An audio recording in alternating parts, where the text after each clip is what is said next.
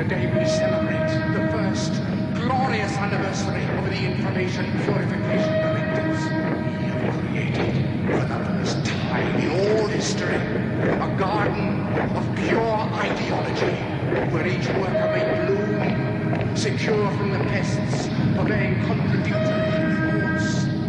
Our unification of thoughts is more powerful a weapon than any fleet or army on earth. We are one people, with one will, one resolve, one cause. Our enemies shall talk themselves to death, and we will bury them with their own confusion. We shall prevail.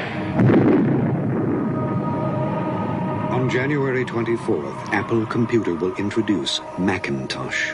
And you'll see why 1984 won't be like 1984.